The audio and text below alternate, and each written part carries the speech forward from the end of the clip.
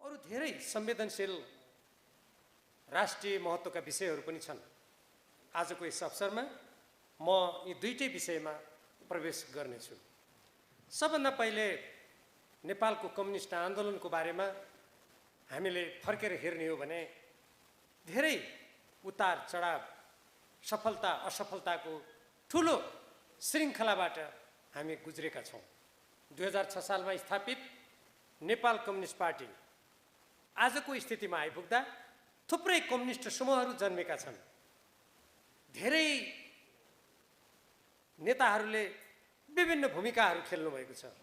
हामीले यी सबै कुरालाई ध्यानमा राखेर 9 राष्ट्रिय महाधिवेशनबाट वामपन्थी एकताको लागि काम गर्ने अभिवारा निर्क्योल गरेका थियौँ। सोही बमोजिम 2075 साल जेठ 3 गते नेकपा एमाले र नेकपा माओवादी केन्द्रको बीचमा सङ्गठनात्मक एकता भयो। हामी सबै खुसी भयौँ। एकताको घोषणापत्रमा एकदम सगौरव घोषणा गरियो। अब उपरान्त नेपाल कम्युनिस्ट पार्टीमा विगतमा देखिएका सम्पूर्ण विभाजनका श्रृङ्खलाहरू सदाका लागि समाप्त भएका छन्। हामीले त्यही आशा गरेका थियौँ। त्यसपछिको आम निर्वाचनमा तपाईहरू धेरै जस्तो हामी सबै साझा घोषणापत्रका साथ जनताको बिचमा गयौँ। हामीले त्यहाँ पनि भन्यौँ, अब एउटा सशक्त, सङ्गठित, एकताबद्ध कम्युनिस्ट पार्टी देशमा काम गर्छ। जनताले विश्वास गरे। हामीले झन्डै 2/3 मत ल्यायौँ र हामी सबैले आशा गरेका थियौँ अब देश ठुलो रूपान्तरणको दिशामा जानेछ। हाम्रो राष्ट्रिय स्वाधीनता, स्वतन्त्रता, हामी नेपाली जनताको स्वाभिमान सुदृढ हुनेछ। हामी सबैले गरेको अपेक्षा त्यही थियो। 2006 सालमा जुन बेला नेपाल कम्युनिस्ट पार्टीको स्थापना भएको थियो, त्यो बेलादेखि नै कम्युनिस्ट पार्टीले असमान सन्धि सम्झौताहरूको विरोध गर्यो। उदाहरणको रूपमा 1950 को भारतसँगको शान्ति तथा मैत्री सन्धि जो असमानतामा आधारित छ, त्यसको कम्युनिस्ट पार्टीले सधैँ विरोध गर्यो। संविधान सभामा यसबारेमा छलफल भयो। संविधान निर्माण भइसकेपछि त्यो संविधानमै हामीले लेख्यौँ सबै असमान सन्धि सम्झौताहरूको पुनरावलोकन हुनेछ र सबै ती सम्झौताहरू समानताको आधारमा गरिनेछ। हामीले त्यही दिशामा सबै काम हुनेछन् भनेर धेरै ठुलो आशा गर्यौँ। तर नेपाल कम्युनिस्ट पार्टी नेकपा अगाडि बढ्ने क्रममा थुप्रै सङ्गठनात्मक राष्ट्रिय सन्दर्भका समस्याहरू आए। जुन जुन समस्याहरूको बारेमा पार्टीभित्र छलफल भयो, हामीले त्यही कुराहरू राख्यौँ। जुन समस्याहरू खुला रूपमा आए, खुला रूपमा टिप्पणी गर्नुपर्ने अवस्था आयो। तर ती टिप्पणीहरू, ती सुझावहरू हामीले आम निर्वाचनमा जनताको अगाडि गरेका बाचाहरू, हाम्रो संयुक्त घोषणापत्रमा हामीले जनताका सामु व्यक्त गरेका कुराहरूको प्रतिरक्षाको लागि थियो, पार्टीको प्रतिरक्षाको लागि थियो। र कम्युनिस्ट पार्टीले 2006 सालदेखि जुन दृष्टिकोण अगाडि सारेको थियो, त्यो दृष्टिकोण अनुरूप हामी सफलताको त्यो गन्तव्यतिर पुगौँ भन्ने आशयले गरेका थिए। तर कतिपय कुराहरू सङ्गठनात्मक प्रणाली र हाम्रा उद्देश्य र हाम्रा घोषित कुराहरूसँग अमिल्दा पनि हुन गए। फलस्वरूप नेपाल कम्युनिस्ट पार्टी नेकपा अन्तर्विरोधको भुमरीमा पर्दै थियो। त्यही बेलामा देशभित्र र देश बाहिर सबैतिरका नेपाल कम्युनिस्ट पार्टीको उन्नति प्रगति भएको देख्न नचाहनेहरूको संयुक्त षड्यन्त्रको फलस्वरूप नेकपा विघटनको स्थितितिर गयो। यो धेरै दुःखलाग्दो कुरा थियो। हामीले पार्टी एकीकरण गर्दा राष्ट्रिय सभागृहमा माफ गर्नुहोला, जुन घोषणा गरेका थियौँ त्यो घोषणासँग फरक किसिमले त्यो पार्टीको हामीले आफ्नै आँखाबाट अवसानको अवस्था देख्नु पर्यो। जे होस्, त्यो एउटा घटना घट्यो। त्यसपछि गत फागुन 23 गते सर्वोच्च अदालतबाट सँगसँगै नेकपा एमाले र नेकपा माओवादी केन्द्र यदि एक हुने हो भने 15 दिनभित्र निर्वाचन आयोगमा जानुपर्ने, होइन भने अब आफ्नो बाटो लाग्यो भन्ने किसिमको फैसला आयो। त्यो फैसला पश्चात दुई पार्टी निर्वाचन आयोगमा गएर सरसल्लाह गरेर एक हुने स्थिति नै थिएन। अन्तर्विरोधको तह यति चर्को भइसकेको थियो, त्यो स्थिति थिएन। फलस्वरूप दुईटा पार्टी अलग अलग हुने अवस्था आयो। हामीले फेरि सोचेका थियौँ अब नेकपा माओवादी केन्द्र आफ्नो प्रणालीबाट जान्छ, नेकपा एमाले आफ्नो प्रणालीबाट जान्छ, स्वाभाविक गन्तव्यतर्फ हामी लाग्छौँ होला भन्ने हामीले अपेक्षा गरेका थियौँ। मैले 24 गते नै हाम्रा थाई कमिटीका केही नेताहरूसँग सम्पर्क गरेर अब विगतको कुरालाई हामी कुनै बेला समीक्षा गरौँला, नेकपा एमाले पुनर्जीवित भइसकेपछि अब हामी यसको बैठक गरौँ, हामी अगाडि बढौँ भनेर मैले फोन गरेको थिएँ। उहाँहरूले मलाई तपाईँले भनेको कुरा एकदम ठिक हो, यस्तै हामीले गर्नुपर्छ भनेर भन्नु पनि भएको थियो। तर त्यसपछिका घटनाहरू तदनुरूप गएन। म अहिले पार्टीलाई एकताबद्ध बनाउने, चौतर्फी प्रहारमा परेको नेकपा एमालेलाई रक्षा गर्नुपर्ने एउटा अत्यन्त संवेदनशील स्थिति भएको हुनाले त्यसपछिका प्रत्येक घटनाहरू सूक्ष्म रूपमा तपाईँहरूको अगाडि राख्ने, त्यसका सबै पाटाहरू प्रस्तुत गर्ने म त्यता गइरहेको छैन। किनभने अहिलेको आवश्यकता भनेको अब नेकपा एमालेका सम्पूर्ण नेता र कार्यकर्ताहरूले एकताबद्ध भएर यो पार्टीलाई कसरी जोगाउने, कसरी हाम्रो आउने भावी पुस्ताले यो पार्टी यसको संस्थागत संरचनाको सदुपयोग गरेर देशको स्वाधीनता स्वतन्त्रताको लागि काम गर्ने अवसर प्राप्त हुन्छ, कसरी उहाँहरूले यो देशलाई फेरि रूपान्तरणमा लैजानुको लागि नयाँ ढङ्गले काम गर्ने स्थिति सिर्जना हुन सक्छ भन्ने कुरामा हामी अहिले बढी चिन्तित छौँ। किनभने नेकपा एमाले 2006 सालदेखिको इतिहासको यताको प्रसङ्गको कुरालाई पनि हेर्ने हो भने अझ निकै नै एउटा चुनौतीपूर्ण र जटिल स्थितिमा रहेको हामी पाउँछौँ। त्यसकारण म यसका अरू पक्षहरू म केलाउन्न, यति मात्रै म भन्न चाहन्छु, हामीले जे सोचेका थियौँ तदनुकूल नेकपा एमाले अगाडि बढ्न सकेन, अगाडि बढेन। यसमा कसले कति गल्ती गरेका थियो, कसका कति त्रुटि थिए, कसले कहाँनिर गर्नुपर्ने काम गरेन वा नगर्नुपर्ने काम गर्यो भन्ने कुरा अहिले म त्यतातिर प्रवेश गर्न चाहन्न। इतिहासको कुनै एउटा चरणमा अवश्य पनि मानिसहरू सामान्य अवस्थामा भएको बेलामा, हाम्रो पार्टी सामान्य अवस्थामा भएको बेलामा हामी त्यसको समीक्षा गर्ने नै छौँ। हामी भौतिक रूपमा त्यति बेला हुन्छौँ हुँदैन त्यो फरक कुरा हो, तर इतिहासले अवश्य पनि त्यसको समीक्षा गर्ने नै छ। हाम्रो पार्टीमा यो प्रकारको समस्या उत्पन्न भइसकेपछि एउटा चरणमा गएर पार्टी अध्यक्ष र वरिष्ठ नेता दुईजनाको बिचमा 4 घण्टा वार्ता भयो। उहाँहरू दुवैजनाले कार्यदल बनाउने निर्णय गर्नुभयो। त्यो कार्यदल बनाउने निर्णय गरेको थाहा पाएपछि मैले स्वयं के भने यो कार्यदल बनाउने कुरा गर्नुभन्दा हामी सबैजना जो बस्नुपर्ने हो बसेर निर्णय गरे भइहाल्यो। जम्मी हामीले 2-3टा कुराहरू मात्रै उठाएका थियौँ। एक, 2077 साल फागुन 28 गते जसरी केन्द्रीय कमिटी भङ्ग भयो, त्यो भङ्ग भएको केन्द्रीय कमिटीलाई भङ्ग गर्ने भन्ने जुन निर्णय छ त्यो बदर गर्ने। दोस्रो, जसका पदहरूबाट जसलाई मुक्त गरिएको छ एक प्रकारको कारबाही जस्तो, त्यो सबै बदर गर्ने। तेस्रो, अब हाम्रो राष्ट्रिय महाधिवेशन, विभिन्न स्तरका अधिवेशनहरू र पार्टी सदस्यता नवीकरणको सम्बन्धमा थाई कमिटीले निर्णय गर्ने, हामी अगाडि बढ्ने। यति कुरा छ भने यसको लागि किन कार्यदल चाहियो? हामी बसौँ, निर्णय गरौँ, भइहाल्छ भन्ने मेरो धारणा थियो। तर सिंहदरबारमा बसेको बैठकबाट कार्यदल गठन गर्नुपर्छ भन्ने सबै नेताहरूको धारणा भएको हुनाले कार्यदल गठन भयो। कार्यदलमा 10 जना थाई कमिटीकै नेताहरू रहेको तपाईँहरूलाई थाहा छँदैछ। त्यसमा 1 जना आम मन्त्रीत्व हुनुहुन्थ्यो, उहाँ पनि केन्द्रीय कमिटीको सचिव नै हुनुहुन्थ्यो।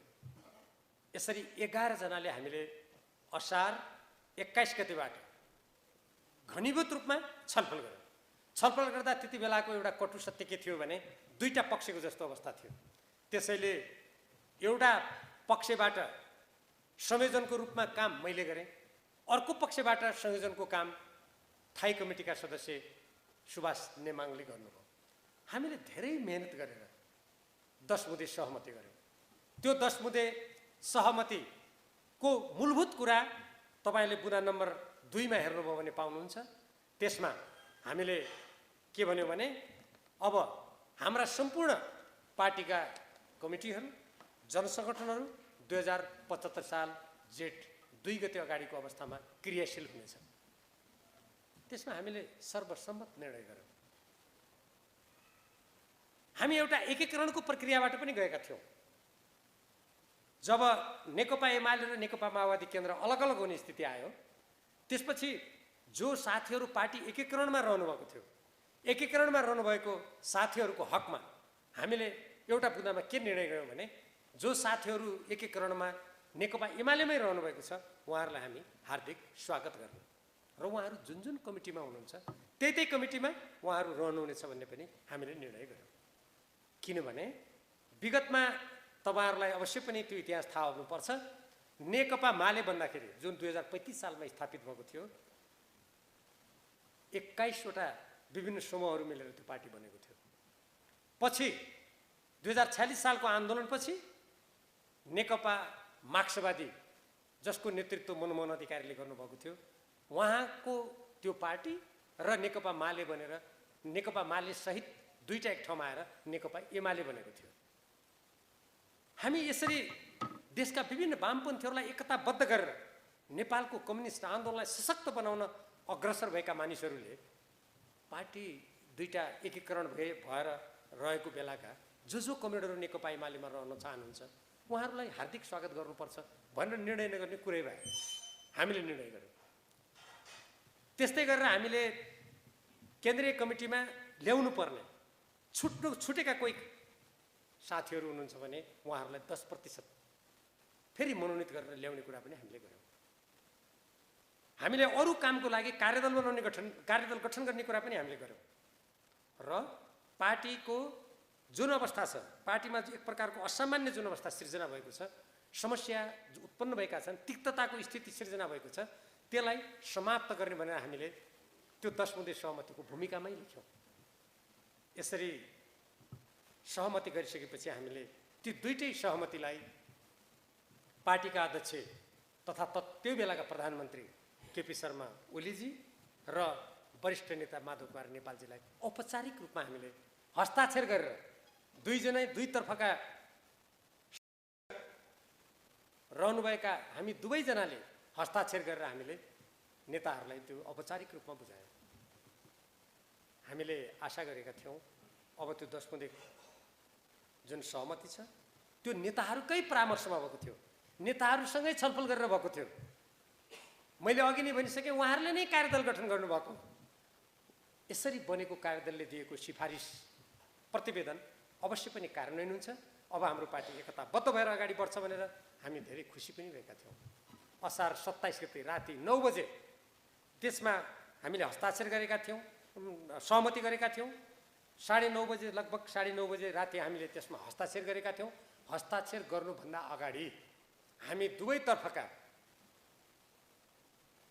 सदस्यहरूले दुवैतर्फ जोलाई जानकारी गराउनु पर्ने हो, जानकारी गराएर अनि त्यसपछि मात्रै हस्ताक्षर गर्ने भनेर हामीले जानकारी पनि गराएका थियौँ। म आफ्नो तर्फको कुरा पनि तपाईँलाई जानकारी गराउन चाहन्छु। 9 बजे राति मैले फोनलाई खुला राखेर सबैले सुन्ने गरी मैले वरिष्ठ नेता माधव कुमार नेपालजीलाई फोन गरेर भनेको थिएँ, कामरेड हाम्रो बिचमा सहमति भयो, हस्ताक्षर गर्ने कि नगर्ने, यस्तो सहमति भयो भने मैले उहाँलाई फोनबाट भनेको थिएँ। र अरू जो सदस्यहरू हुनुहुन्थ्यो हाम्रो पक्षका, रघुजी पन्त मात्रै बिसन्चो भएर घर जानुभएको थियो, अरू 5 जना त्यही हुनुहुन्थ्यो। मैले टेबलमा राखेर खुला सबैले सुन्ने गरी मैले उहाँलाई फोन गरेको थिएँ र उहाँले भन्नुभयो, उहाँले हुन्छ भनेपछि मात्रै अनि मैले अरू भित्र रहनुभएका साथीहरूलाई जानकारी गराएर ल खुसीको कुरा छ, माधव कानुले पनि यो कुरा मान्नुभएको छ भनेपछि सबैले ताली बजाएर त्यसमा हामीलाई साथ दिनुभएको थियो र त्यसपछि हामीले हस्ताक्षर गरेका थियौँ। त्यसै गरी उहाँहरूले पनि पार्टी अध्यक्ष केपी शर्मा ओलीजीलाई जानकारी गराउनु भएको थियो। आजकल कोही मान्छे भन्छन् जानकारी नै नगरेर यो हस्ताक्षर गरे, मलाई आश्चर्य लाग्छ। त्यसपछि हामीले 9:30 बजे हस्ताक्षर गऱ्यौँ। 10 बजे हामीले पत्रकार सम्मेलन गऱ्यौँ। 10:30 बजे मैले त्यो हस्ताक्षर गरेको जुन यो सहमति हो यो लगेर मैले माधव कुमार नेपालजीलाई दिएँ। तर आज म जब घटनाक्रम सम्झन्छु मलाई दुःख पनि लाग्छ। त्यसको दोस्रो तेस्रो दिन उहाँले बैठक गरेर दुईजना नेताहरूको बिचमा यसलाई थाई कमिटीको बैठकमा लैजाने, थाई कमिटीको बैठकबाट केन्द्रीय कमिटीको बैठकमा लैजाने र अनि त्यसपछि देशभरि लागू गर्ने भन्ने पनि हाम्रो समझदारी थियो। तदनुकूल दुईजना नेताहरूको बिचमा कुराकानी गर्नको लागि 28 गते म बिहान बालुवाटार गएको थिएँ र त्यहाँ अरू नेताहरू पनि हुनुहुन्थ्यो। त्यसपछि प्रधानमन्त्रीजीसँग मैले कुराकानी गरेर अब दुईजना नेताहरूको बिचमा बैठक कति बेला गर्ने भन्ने कुरा हुँदा उहाँले ल 3 बजी समय दिनुहोस् भनेर समय पनि तय भइसकेको थियो। म बिहानै घरबाट निस्केको थिएँ, खाना पनि खाएको थिएन। त्यहाँबाट जाँदा बाटैमा करिब 1:30 बजेको हुँदो होला मलाई उप महासचिव विष्णु पौडेलजीले फोन गरेर भन्नुभयो अदालतले त परामर्श गरिसकेछ।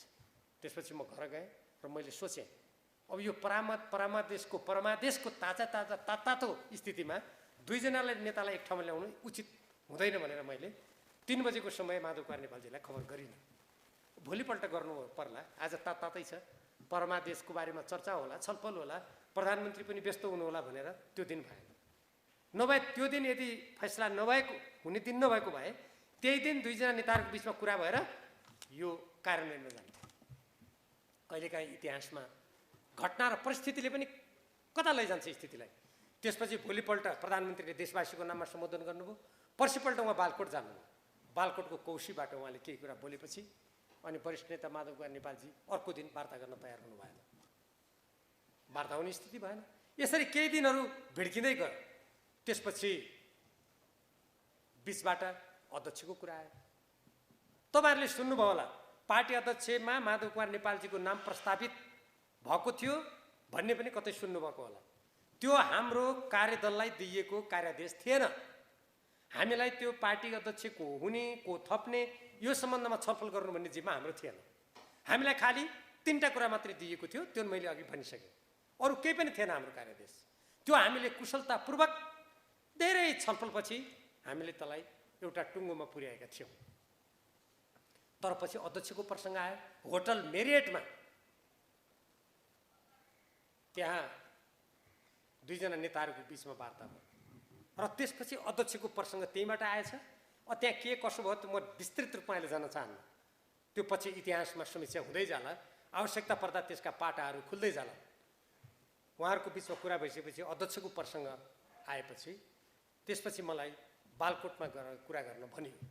मैले बालकोटमा गएर पार्टी अध्यक्ष केपी शर्मा ओलीजी, पार्टीका महासचिव उपमहासचिव विष्णु पौडेल, थाई कमिटीका सदस्य सुभाष नेमाङजी सहितको उपस्थितिमा यो कुरा मैले गरेँ।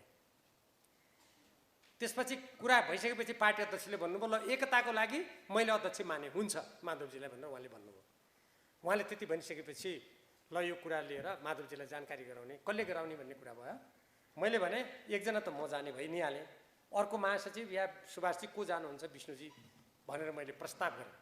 त्यसपछि उहाँहरू सबैले एक स्वरमा भन्नुभयो हाम्रो प्रतिनिधि पनि तपाईँ। ल अब यो कुरा सहमति नै भइसक्यो, तपाईँले गरेर सुनाउनुहोस्। भोलि त्यसपछि दुईजना नेताको बिचमा कुराकानी हुन्छ र समस्या समाधान हुन्छ भनेर उहाँहरूले भन्नुभयो। म त्यहाँबाट खुसी हुँदै आएँ। मैले कोटेश्वरमा आएर माधव कुमार नेपालजीलाई यो कुराको जानकारी गराएँ। जानकारी गराएपछि उहाँले ठिक छ भन्नुभयो। त्यसपछि भोलिपल्ट बानेश्वरमा एकजना साथीको घरमा उहाँहरू दुईजनालाई भेटाउने कुरा भयो। सबै तय भयो। अनि तय भएपछि मैले भने यो बिहान गरौँ भनेर भने माधव कुमार नेपालजीले भन्नुभयो भोलि बिहान त म भ्याउँदिनँ, पुष्पलाल स्मृति दिवस माता तीर्थ जानुपर्छ भन्नुभयो उहाँले। मैले भने बिहान गरौँ न, यसलाई प्राथमिकतामा राखौँ भने मैले होइन बिहान भ्याउँदैन दिउँसो भन्नुहोस् भन्नुभयो। त्यसपछि मैले ल दिउँसो अब दिउँसो भन्नुभयो, ठिकै छ नि त दिउँसो भन्नु। म त्यहाँबाट घर आएँ र मैले अनि त्यसपछि पार्टी अध्यक्षको त्यहाँ सम्पर्क गर्दाखेरि उहाँ त्यहाँबाट के खबर आयो भने भोलि दिउँसो त पार्टी अध्यक्षको माता तीर्थमा कार्यक्रम छ भन्ने कुरा आयो। बिहान माधव कुमार नेपालजीको नमिल्ने, दिउँसो केपी शर्मा ओलीजीको नमिल्ने। अनि मलाई लाग्यो अब बिग्रिन्छ कि क्या हो भन्ने मलाई फेरि लागिहाल्यो। किनभने त्यहाँभन्दा अगाडि 2-3 वटा त्यस्ता घटना घटिसकेका थिए। मिलाउनु खोजेर ठिक्क वार्ता गर्न लागेको कुरा खजमज भएर बिग्रेको मैले देखिसकेका थिएँ। अनि त्यसपछि मलाई शङ्का त लागेको थियो। अनि त्यसपछि भोलिपल्ट कुरा हुन सकेन। अनि भोलिपल्टका ती कार्यक्रममा नेताहरूको आफ्ना अभिव्यक्ति आए। अब ती अभिव्यक्ति के कस्ता म यहाँ दोहोऱ्याउन चाहन्न अहिले। अभिव्यक्ति आएपछि अब एउटाको मन यता बटारियो, अर्कोको मन उता बटारियो, त्यो वार्ता हुन सकेन। त्यसपछि गएर यत्तिकै केही दिन बित्यो, हामीले प्रयास गरि नै रह्यौँ। त्यसमा खास गरी म, सुभाष नेमाङजी र विष्णु पौडेल, हामी तीनजनाले एकदम दृढतापूर्वक मिलेर हामीले त्यो प्रयास गरि नै रह्यौँ। त्यसपछि वरिष्ठ नेता माधव कार्य नेपालजीले भन्नुभयो अब म अध्यक्ष हुन्न, अब मैले अध्यक्ष हुनु खोजेकै होइन भनेर उहाँले सार्वजनिक रूपमा अभिव्यक्ति दिनुभयो। र के भन्नुभयो भने अष्टलक्ष्मी साक्य अमृत बोहरा झलनाथजी मध्ये कसैलाई बनाऊ, नभए वामदेवजीहरू कसैलाई राखेर अध्यक्ष मण्डल बनाए पनि हुन्छ, उहाँको सार्वजनिक अभिव्यक्ति आयो। त्यसपछि सुभाष नेमाङजी र विष्णु पौडेलजीलाई म भेट्छु भन्नुभयो उहाँले, माधव कुमार नेपालजीले। मैले नै समय मिलाएँ, उहाँहरू दुईजनासँग अलग अलग भेट्छु भन्नुभयो, त्यो मिलाएँ। अनि अलग अलग भेट्दा उहाँले दुवैजनालाई फेरि के भन्नुभयो भने म अध्यक्ष हुनु। उहाँले भनेपछि त्यो कुरा लगेर उहाँहरूले बालकोटमा सुनाउनु भयो। बाहिर सार्वजनिक रूपमा आएको त तपाईँहरू सबैले पढ्नुभयो होला। त्यो आइसकेपछि अब त्यो बिग्रियो। फेरि बिग्रेपछि केही दिनपछि अझ दिन बित्दै गयो, केही समयपछि ल अध्यक्षको लागि फेरि कुरा गर्नु पर्यो भन्ने कुरा भयो। मैले गएर फेरि म, विष्णुजी, सुभाषजी सहित हामी फेरि बालकोट गयौँ कुरा गर्नलाई। त्यहाँ कुरा गर्दा पार्टी अध्यक्षले के भन्नुभयो भने अब यो अध्याय बन्द भयो। उहाँले अङ्ग्रेजी शब्द गर्नुभयो, च्याप्टर इज क्लोज्ड। अब त्यसपछि के गर्ने? अब अध्याय बन्द भयो भनेपछि त्यही कुरा आएर मैले माधव नेपालजीलाई भने। र यो अध्यक्षको कुरा मैले यति लामो किन भनेको भने जुन बेला केपी ओलीजीले मान्नुभयो माधव कुमार नेपालजीले मान्नु भएन। जुन कुरा माधव नेपालजीले जुन बेला माधव कुमार नेपालजीले मान्नुभयो केपी ओलीजीले मान्नु भएन। मलाई त आश्चर्य लाग्छ, यो के होला? यसको रहस्य अनुसन्धान गर्नुपर्छ। यसै कारणले गर्दा अब के भयो त त्यसपछि समस्या उत्पन्न भयो। अनि हामीले के भन्यौँ भने हाम्रो विचार समूह भन्ने थियो त्यति बेला, किनभने हामीलाई पार्टीबाट निकालिएको हुनाले अब राजनीति गर्ने मान्छेले कि त राजनीति छोड्न पर्यो कि त सङ्गठित हुनु पर्यो, स्वाभाविकै हो। हामीले कुनै केन्द्रीय कमिटी त बनाएका थिएनौँ, हामी एमाले थियौँ, तर छलफलको लागि त्यस्तो बनाइएको थियो। र त्यहाँ अब यो 10 बुँदेको बारेमा छलफल गर्नुपर्छ भनेर हामीले माग गऱ्यौँ माधव कुमार नेपालजीसँग। धेरै माग गरिसकेपछि बैठक बस्यो। बैठक बस्दा ल पार्टीलाई एकताबद्ध रूपमा अगाडि लैजाने, यो 10 बुँदे उपलब्धि हो भन्ने त्यहाँ निर्णय भयो। पहिले थाई कमिटीका सदस्यहरूको बिचमा भयो, त्यसपछि केन्द्रीय कमिटीका 77 जनाको बिचमा छलफल भएर निर्णय भयो। हामी त ढुक्क भयौँ कि अब पार्टी एकताको दिशामा जान्छ। केपी शर्मा ओलीजीसँग पार्टी अध्यक्षसँग कुरा गर्दा उहाँले के भन्नुभएको थियो भने म अध्यक्ष त मान्दिनँ अब, तर माधवजीसँग कुरा गर्न म तयार छु, छलफल गर्न तयार छु उहाँले भन्नुभएको थियो। ल त्यसो भए दुईजना नेताको बिचमा अब कुराकानी गर्ने भनेर हामी त्यता सोच्दै थियौँ। माधव कुमार नेपालजीले त भित्रभित्र हस्ताक्षर गरेर उहाँ त एकैचोटि हामीसँग छलफल गरेर निर्वाचन आयोग पुग्नुभयो पार्टी दर्ता गर्नलाई। अब तपाईँहरू भन्नुहोस्, आफै कार्यदल बनाउने, आफै सहमति गर्ने, आफै हस्ताक्षर गरेर भन्ने, आफै केपी ओलीजीसँग वार्ता गरेर भन्ने, आफै वार्ता गर्ने, अनि हामी 11 जना थाई कमिटीका सदस्यले हेर्नुहोस् यहाँ हस्ताक्षर गरेको छ। अनि हामीले हस्ताक्षर गरिसकेको कुरालाई चाहिँ नमानेर हामीलाई जानकारी नै नदिएर पार्टी दर्ता गरेपछि अनि कोही मान्छेले त्यस्तो समर्थन गर्न सक्दछ पार्टी फुटको लागि? कतिपय साथीहरू भन्नुहुन्छ अरे, मैले सुनेको होइन, भीमरावले पहिले केपी ओलीको एकदमै आलोचना गर्यो, हामी पनि विरुद्धमा गयौँ, अहिले फेरि केपी ओलीतिर गयो। मलाई हाँसो लाग्छ। म त 9 राष्ट्रिय महाधिवेशनबाट उपाध्यक्ष निर्वाचित भएको, सबभन्दा बढी मत ल्याएर। अनि नेकपा एमाले मैले कहिले छोडेँ? पार्टीमा त तपाईँहरूलाई थाहा होला 8औं महाधिवेशनमा पनि प्रतिस्पर्धा भयो, 7औंमा पनि भयो, 8औंमा त दुईटा प्यानलको स्थिति भयो, 9औंमा भयो। पार्टीभित्र त जहिले पनि बहस छलफल त अन्तर्विरोध त भइरहन्छ त। अनि पार्टीमा कुनै कुरा राष्ट्रको हितसँग मिलेन, पार्टीको विधानसँग मिलेन, त्यो कुनै हाम्रो संविधानसँग मिलेन भने अनि आलोचना गर्नु भनेको पार्टी फुटाउनु हो र? अहिले मैले कुनै गल्ती गरेँ भने तपाईँहरू मध्ये कसैले आलोचना गर्नुभयो भने यो त पार्टी फुटाउनु खोजेको रहेछ, दुईटा सङ्गठन बनाउनु खोज्यो भन्ने अर्थ लाग्छ र? अझ मार्क्सवाद जो द्वन्द्ववादमा आधारित हुन्छ, पार्टीभित्र अन्तर सङ्घर्षको सिद्धान्तमा आधारित हुन्छ, अनि त्यो पार्टीमा कुनै कुराको आलोचना गर्नुको अर्थ पार्टी फुटाउनु भन्ने कसैले बुझ्छ भने त्यो सरासर गलत कुरा हो। नेकपा एमालेलाई सुदूरपश्चिम र अछाम जिल्लाको कुरा गर्नुहुन्छ भने हामीले यो पार्टीलाई आजको स्थितिमा ल्याइ पुर्याउनु, भनौँ हिजोको अवस्थासम्म भनौँ, जुन बेला हामीले चुनाव जितेर आयौँ धेरै मान्छेको पसिना बगेको छ, कतिको रगत पनि बगेको छ, त्यसको कुनै मूल्य हुँदैन। अनि पार्टीमा छलफल गर्नुको अर्थ आफैले सिर्जना गरेको पार्टीलाई टुक्रा पारेर हिजो त्यही पार्टीको झन्डा बोकेर एमालेमा भोट हाल, सुरीमा भोट हाल भन्ने, अनि आज गएर अब नेकपा एमाले त गल्ती भइहाल्यो अर्को पार्टीमा हाल भन्ने, त्यस्तो नैतिकता कुनै पनि इमान्दार कार्यकर्ता नेताले मान्न सक्दैन। नैतिकता के भन्ने त्यो एक प्रकारको अनैतिकता हो, त्यो मान्न सकिँदैन। त्यसै कारणले आज हामीले के कुरामा जोड दिएका छौँ भने यसबिचका अन्तर्विरोधहरू, यसबिचका जे जति मान्छेका मनहरू फाटेका छन्, अब त्यसलाई एउटा विगत बनाउनुपर्छ। त्यसबाट शिक्षा लिनुभन्दा हामीसँग कुनै अर्को विकल्प छैन।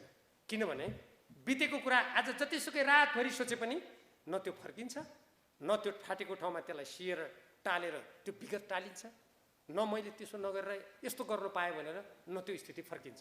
अब एउटै कुरा हो, नेकपा एमालेलाई जोगाइयो भने आजको नेतृत्व पङ्क्ति जो माथिल्लो तहमा छ त्यसले गर्न सके त्यसले गर्ला, त्यसले गर्न सके भोलि कोही व्यक्ति त जन्मेला नि यत्रो आन्दोलनबाट। अब त्यो सङ्गठनलाई नै समाप्त गरिदिने हो भने हिजो माले एमाले हुँदा त त्यसका घाउहरू आजसम्म पुरिएका छैनन्। तपाईँलाई थाहा होला कति ठाउँमा आजसम्म कोटिन्छन् ती, आज फुटाइदियो भने भोलि के हुन्छ। त्यसकारण यी सबै कुरालाई ध्यानमा राखेर हामीले 10 बुँदे कार्यान्वयन गर्ने अठोट गरेका हौँ। पार्टीको थाई कमिटीले निर्णय गरिसकेका छ, केन्द्रीय कमिटीले निर्णय गरिसकेको छ। अब हिजो कसले कहाँ के गर्यो भन्ने मात्रै हिसाब किताब गरेर बस्ने हो भने यो पार्टी भोलिका दिनमा अझै ठुलो सङ्कटमा पर्छ।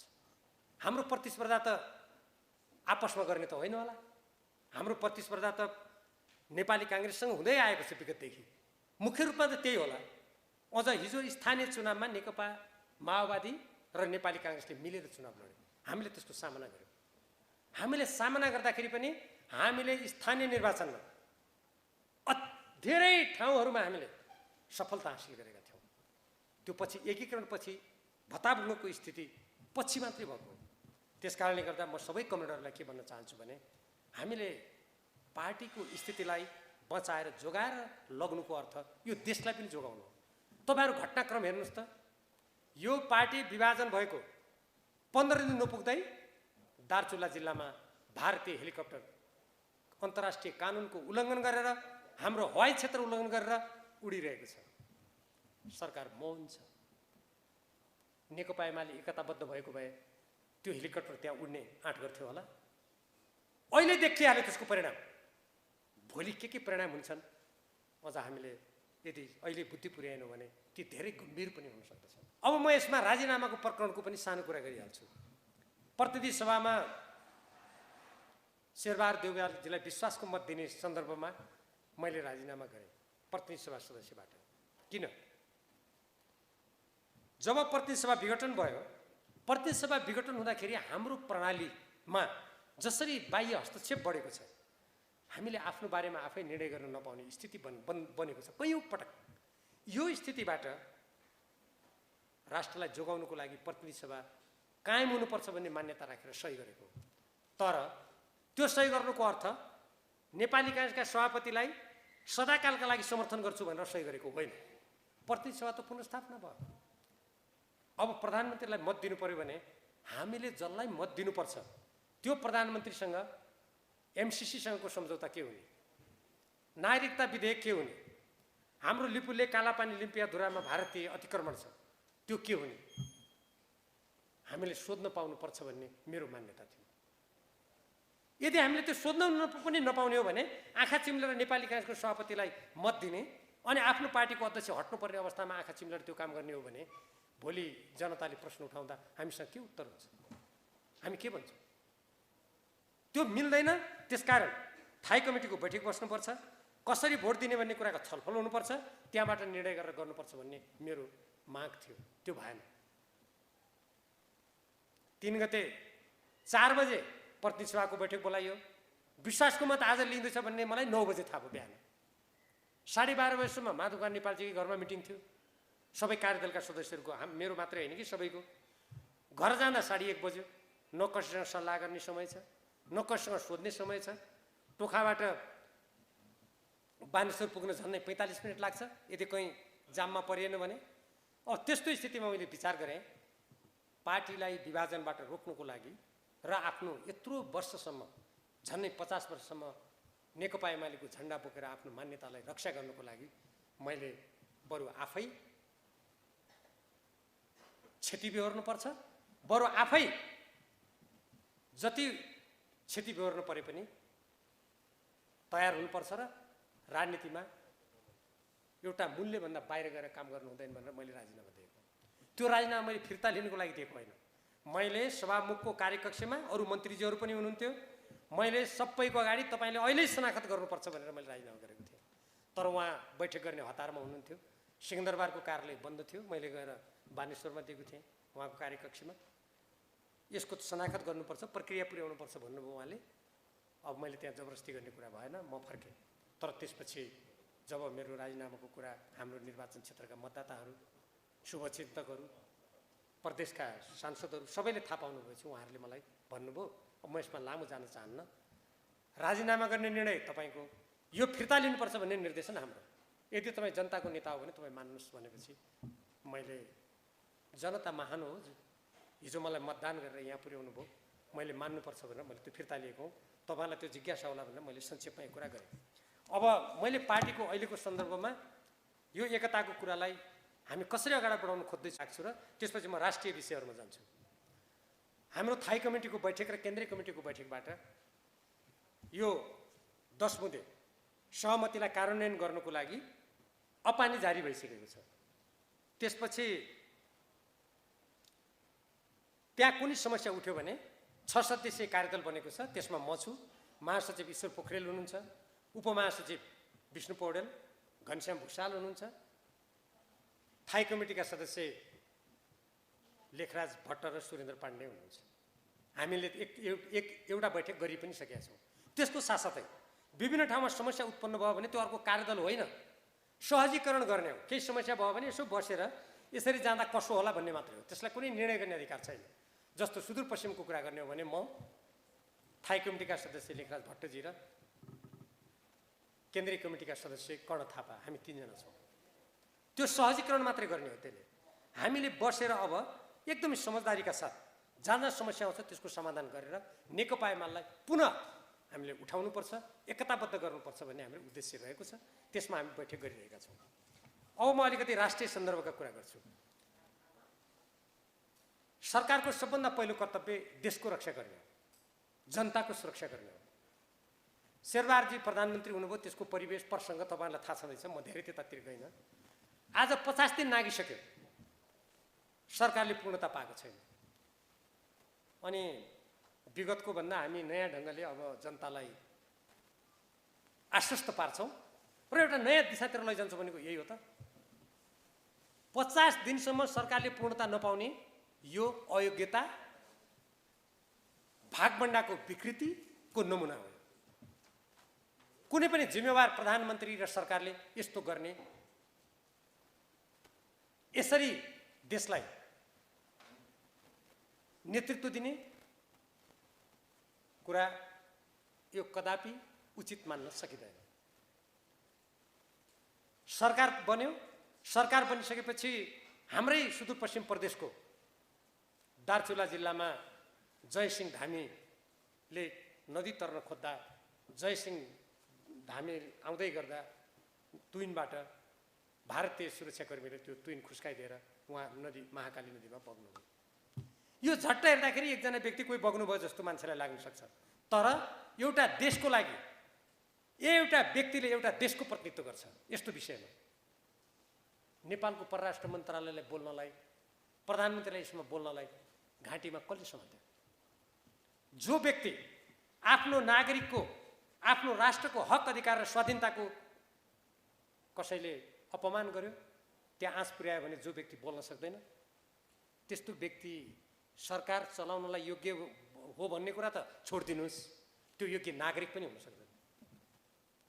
अनि उहाँहरूले त्यो 7 दिनमा अनुसन्धान गर्ने भनेको 1 महिना लगाएर, मैले त समाचार माध्यममा पढेको, त्यो 1 महिना लगाएर ल्याएको प्रतिवेदनमा भारतीय सुरक्षाकर्मीले तुन फुस्काइदिएको लेखेको थियो अरे। गृह मन्त्रालयमा आइसकेपछि त्यो तुन फुस्किने बेला पारिपट्टि यसो भारतीय सुरक्षाकर्मी देखिएका थिए, उपस्थिति थियो भन्नेमा परिणत भयो अरे। यो कुनै एउटा स्वाधीन देशको सरकारले गर्ने काम हुनै सक्दैन।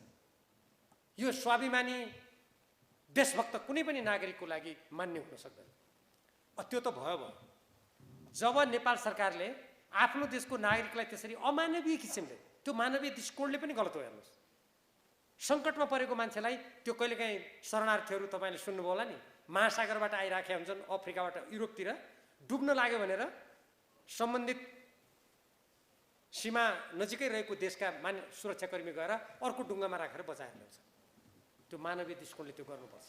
तर हामी कहाँ त उल्टो तुइन तर्न लागेका मान्छेलाई खोलामा बगाइयो। सरकारले त्यस्तो प्रतिवेदन ल्याउँछ। भारत सरकारलाई एउटा कुटनीतिक रूपमा विरोध समेत जनाउन सक्दैन। फलस्वरूप भारतीय सरकारका प्रवक्ताले हालसालै के भन्यो भने, यो हो र, त्यहाँ मान्छे बगेको छ र, हामीलाई त थाहै छैन। किनभने नेपाल सरकारले बोल्ने आँटै गरेको छैन। कस्तो जिस्क्याएको हेर्नुहोस् त। त्यो गर्न नसकेको हुनाले अहिले अन्तर्राष्ट्रिय कानुनको उल्लङ्घन गरेर भारतीय हेलिकप्टर दार्चुलामा उडिरहेको छ। पत्र पत्रिकामा त्यसको भिडियो सहित हामीले हेरिरहेका छौँ। सरकार मौन छ। जुन सरकार आफ्नो राष्ट्रको सार्वभौमिकता, क्षेत्रीय अखण्डतामाथि धावा बोल्दा पनि चुप लाग्छ, त्यस्तो सरकारलाई 1 मिनट पनि कुर्सीमा बस्ने अधिकार हुँदैन दुनियाँमा। अब तेस्रो कुरामा अत्यन्त खतरनाक कुरा,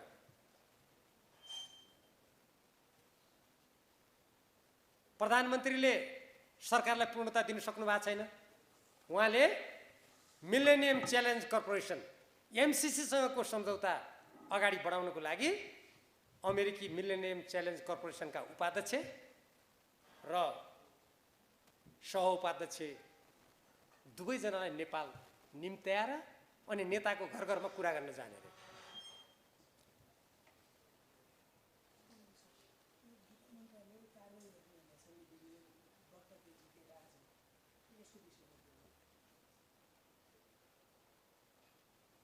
मिलेनियम च्यालेन्ज कर्पोरेसन सँगको सम्झौता प्रतिनिधि सभामा प्रस्तुत भयो।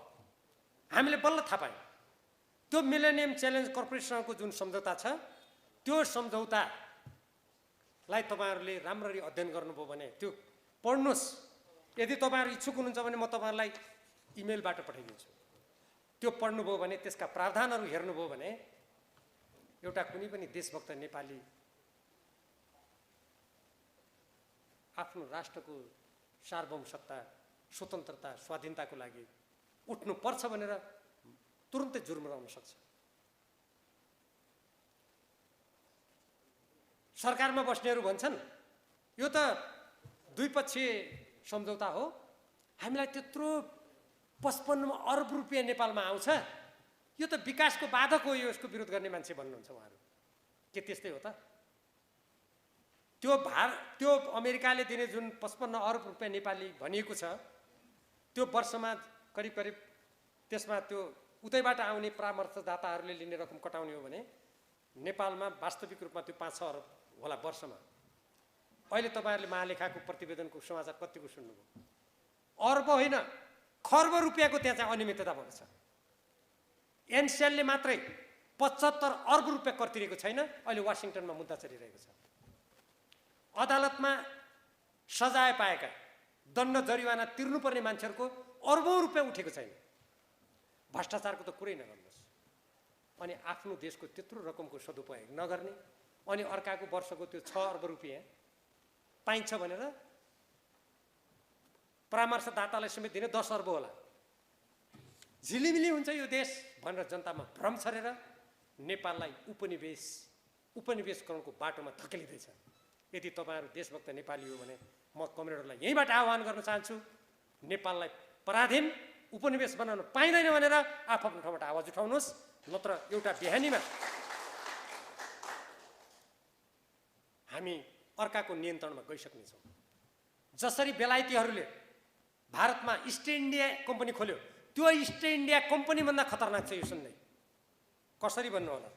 म यसका केही मूलभूत कुराहरू तपाईँहरूको अगाडि राख्न चाहन्छु, किनभने यो देशको स्वाधीनतासँग सम्बन्धित छ। पृथ्वीनारायण शाहले एकीकरण गरेको नेपाल कहिले कसैको अधीनमा गएन। हाम्रा पुर्खाहरूले कतिपय युद्ध मोर्चाहरू हारे, तर तपाईँ अमरगढीको किल्ला हेर्नुहोस्, सिन्धुली गढीको किल्लाहरू हेर्नुहोस्, त्यहाँ त्यति बेला अङ्ग्रेजका अत्याधुनिक हात हतियारसँग नेपालमा बनेका हात हतियार लिएर लडे, यो नेपाल बचाएर आज हामी नेपाली छौँ। त्यो बेलाका मान्छेले नेपाल बचाए। आज तपाईँ हामी स्नातकोत्तर गरेका, विद्यावारिधि गरेका, संसार बुझेका, हातमा मोबाइल लिएर छिनछिनमा संसारको जानकारी गर्ने मान्छे यो देश पराधीन हुन लाग्दाखेरि पनि हामी चुप लाग्यौँ भने हाम्रो स्वतन्त्रता कसले जोगाउँछ? त्यो बेला पुल थिएनन्, मोटर हिँड्ने बाटो थिएनन्, अनि काठमाडौँलाई त्यति बेला नेपाल भनिन्थ्यो गाउँहरूको बोलचालको भाषामा। त्यो काठमाडौँबाट काँगडासम्म कसरी ती सेनाहरू गयो होला? कसरी अमरगढीको किल्ला बन्यो होला? कल्पना गर्नुहुन्छ? कतिले हेर्नु भएको छ अमरगढीको किल्लाका ढुङ्गाहरू? त्यो बेला त्यो गरे। अनि आज हामी यदि चुप लाग्यौँ भने देशको अस्मिता खतरामा पर्न सक्छ। अब हेर्नुहोस्, यो 2019 सेप्टेम्बरमा सम्झौता भयो। त्यो बेला अनि होइन 2019मा त यो कार्यान्वयन सम्झौता भयो, कार्यान्वयन सम्झौता भयो। यो सम्झौताको म तपाईँलाई छोटकरीमा भन्न चाहन्छु। अहिलेका नेपाली काङ्ग्रेसका जो मन्त्री हुनुहुन्छ ज्ञानेन्द्र बहादुर कार्की, उहाँ त्यति बेला अर्थमन्त्री हुनुहुन्थ्यो, उहाँले गएर सही गरेको हो। त्यो सही गर्दा कसरी गर्नुभयो? हाम्रो देशको मन्त्री, उहाँको त्यो एमसिसीको कामु उपाध्यक्ष मिल्यो, कूटनीतिक प्रोटोकल त्यो त मिलेन। अब हेर्नुहोस्, यो जुन सम्झौता छ यसको रकम के कति आदि इत्यादितिर म अहिले जान चाहन्न। यो सेप्टेम्बर 14, 2017मा नेपाली काङ्ग्रेसका अर्थमन्त्री ज्ञानेन्द्र बहादुर कार्की र एमसिसीका कामु प्रमुख कार्यकारी अधिकृत जोनाथन जी नासद्वारा वासिङटनमा यो सम्झौतामा हस्ताक्षर भयो। यो मूल सम्झौता हो। यो सम्झौतापछि 8-9वटा सम्झौता त मैले पढिसकेँ, गोप्य सम्झौता छन्। 1-2टा सम्झौता त त्यहाँ मैले जुन थाहा पाएका थियौँ हामीले, झलनाथ खनालजीको संयोजकत्वमा तत्कालीन नेकपा छँदाखेरि दोस्रो केन्द्रीय कमिटीको बैठकबाट कार्यदल बनेको थियो, त्यसको म सदस्य थिएँ। प्रदीप ग्यालीहरूको सदस्य हुनुहुन्थ्यो। हामीले ती सम्झौताका सम्पूर्ण कुरा माग्दा 6-7वटा सम्झौता त हामीले पढ्यौँ, अझ 1-2टा सम्झौता अझै प्राप्त भएन। संसदमा त एउटा सम्झौता मात्रै आएको छ। कार्यान्वयन सम्झौता त यति खतरनाक छ, झन् संसदबाट सम्झौता अनुमोदन नै भएको छैन। कार्यान्वयन सम्झौता गरेर उहाँ नुवाकोटमा जग्गा अधिग्रहण। योभन्दा एउटा देशको स्वाधीनतामाथिको हमला के हुन सक्छ? सम्झौता अनुमोदन नै नभए कार्यान्वयन हुन्छ? तर त्यो गरियो। त्यसको कार्यालय मिलेनियम च्यालेन्ज कम्प्याक्ट के अरे अकाउन्ट भन्ने एउटा कार्यालय छ खोलेको। नेपालको कार्यालय, त्यसको सचिव त अर्थ सचिव हुन्छ नि, त्यसको प्रमुख त भन्ने भनाइ गरिएको छ। तर त्यसको कार्यालय कहाँ छ? याकेन्डीमा, पाँचतारे होटलमा। नेपाल सरकारका कार्यालय नेपाल सरकारका घरमा हुन्छन् कि पाँचतारे होटलमा हुन्छ? नेपाली जनताको राजस्व खर्च गरेर त्यो काम गरिँदैछ र रेडियोबाट टेलिभिजनबाट एमसिसीको बारेमा विज्ञापन गरिँदैछ नेपाली जनताको राजस्व खर्च गरेर। कुनै देशले दिने अनुदान सहयोगको बारेमा अर्को देशले झ्याली पिटेर यसरी विज्ञापन गर्छ कहीँ दुनियाँमा? सुन्नु भएको छ? योभन्दा राष्ट्रको अपमान के हुन सक्छ? भर्खरै एउटा टेलिभिजनबाट पनि बजाएको रहेछ, धेरैले विरोध गरेपछि त्यो बन्द भयो, तर रेडियोबाट बजाउने काम जारी छ। यो सम्झौता असमान छ, सार्वभौमिक समानताको सिद्धान्त अनुरूप छैन। यसका कतिपय प्रावधानहरूले नेपालको आत्मनिर्णयको अधिकार र स्वाधीनतामाथि हमला गर्छ। प्रस्तावना धारा 3, धारा 3(2) को 6, धारा 5 को 5(1), 5(2), धारा 6(ग), 6(3) ख, यी सम्पूर्ण सम्झौताको अनुसूची 1, त्यसपछि गएर यसको अनुसूची सम्झौताको धारा 1 को यसका विभिन्न दफाहरूमा नेपालको स्वाधीनता र स्वतन्त्रतामाथि आँच पुर्याउने कुराहरू छन्। आयोजनाको अवधि त 5 वर्ष हो नि भनेर हल्ला गरिएको छ, तर सम्झौताको धारा 5.5, दफाहरू 2.7, 2.8, 3.2, 3.7, 3.8, 5.2, 5.3, 5.4 र 6.4 मा सम्झौता असीमित समयसम्म नेपालमा हुन्छ र जुन ठाउँमा त्यो प्रसारण लाइन बन्छ त्यसले चर्चेको जुन जग्गा हुन्छ त्यसमाथि अमेरिकी मिलेनियम च्यालेन्ज कर्पोरेसनको स्वामित्व हुन्छ, उसको अधीनमा हुन्छ। नेपाल सरकारले त्यो प्रसारण लाइनमा कुनै मर्मत गर्नु पर्यो भने गर्न सक्दैन, एमसिसीको अनुमति लिनुपर्छ। किन? नेपालको भूमि विदेशीहरूको कब्जामा। 1950 को सन्धि असमान थियो, तर 1950 को सन्धि अन्तर्गत पनि नेपालको भूमिलाई भारतले कब्जामा लिने प्रावधान छैन थियो। यो एमसिसीसँगको सम्झौतामा छ। अनि अर्को कुरा, सम्झौता नेपालको कानुनभन्दा माथि रहन्छ र अमेरिकाको वर्तमान र भविष्यमा बन्ने कानुन बन्नुपर्छ, कानुन मान्नुपर्छ नेपालले। अचम्मको कुरा, अहिले अमेरिकामा जुन कानुन छ त्यो पनि नेपालले मान्नुपर्छ। अमेरिकाले कुनै भविष्यमा कानुन बनाए त्यो पनि मान्नुपर्छ। कस्तो लाग्यो तपाईँहरूलाई? अमेरिकाले भविष्यमा नेपाल भन्ने देशमा सेना राख्नुपर्छ भन्ने कानुन बनायो भने त्यो नेपालले मान्नुपर्छ। यो सम्झौताको प्रावधान त्यस्तो छ। अनि नेपालको स्वतन्त्र रहन्छ। अनि यो के को लागि यो सम्झौतामा यत्रो टाउको फोडेर सरकारमा बस्ने मान्छेहरू लागिरहेका छन्? अनि अमेरिकाको उपाध्यक्षलाई नेपालमा अहिले अस्थिर राजनीति भएको बेलामा, जसरी अस्थिर राजनीति भएको बेलामा यो सम्झौता अगाडि बढाइयो, आज अस्थिर राजनीति भएको बेलामा अब यसलाई अनुमोदन गर्ने षड्यन्त्र हुँदैछ। देशभक्त नेपालीहरूले सजग हो। अमेरिकाको सुरक्षा नीति र स्वार्थको प्रतिकूल नेपालले कुनै पनि काम गरेको भन्ने लागेमा आयोजना तुरन्त रद्द हुन्छ। अमेरिकाको सुरक्षा स्वार्थ भनेको के? आज अफगानिस्तानमा के घटना घट्यो देखिरहनु भएको छ। भोलि मान्नुहोस् कुनै यहाँ वरिपरिका देशहरूसँग अमेरिकाको कुनै लडाइँ झगडा भयो भने म अमेरिकाको सुरक्षाको लागि नेपाल सरकारले यो गर्नु पर्यो भने नेपाल सरकारले गर्नै पर्छ। अनि नेपालको स्वतन्त्र परराष्ट्र नीति कहाँ जान्छ त्यति बेला?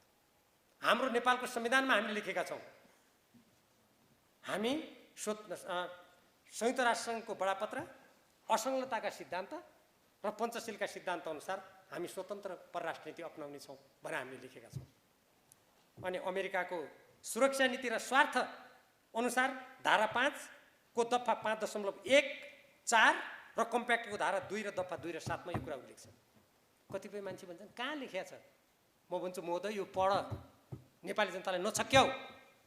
म यहीँबाट चुनौती दिन्छु। म यी दफा र धाराहरू ती कथित यसमा कहाँ छ भन्नेहरूसँग म यहीँबाट चुनौती दिन्छु, म देखाइदिन्छु। एउटा। अर्को, आयोजनाको छनौट नेपालले गरेको हो नि भन्छन्। होइन, एमसिसीको निर्देशनमा आयोजनाको छनौटको अध्ययन एमसिसीकै नेतृत्वमा भएको थियो। कार्ययोजना यसरी ल्याइयो, हाम्रो नेपालको प्रसारण लाइन जसरी पूर्व मेचीदेखि पश्चिम महाकालीसम्मको जुन राजमार्ग छ त्यस्तै गरी प्रसारण लाइन लाने भनेकोमा त्यसलाई बदलेर सिन्धुपाल्चोक जिल्ला प्रसारण लाइनमा छैन, तर मिलेनियम च्यालेन्ज कर्पोरेसन अन्तर्गत सिन्धुपाल्चोक जिल्ला पनि हालेको छ। किन? सिन्धुपाल्चोक जिल्ला चीनसँग जोडिएको छ। यो भनेपछि यसको अर्थ तपाईँहरूले बुझ्नुभयो होला।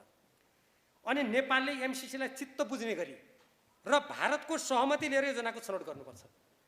यो सम्झौताको अनुसूची 5 क र कार्यान्वयन सम्झौताको अनुसूची 2 खण्ड B मा लेखिएको छ। अब म तपाईँहरू सबै पढे लेखेको व्यक्ति हुनुहुन्छ, यो सम्झौता अमेरिकासँग गरेको कि भारतसँग गरेको?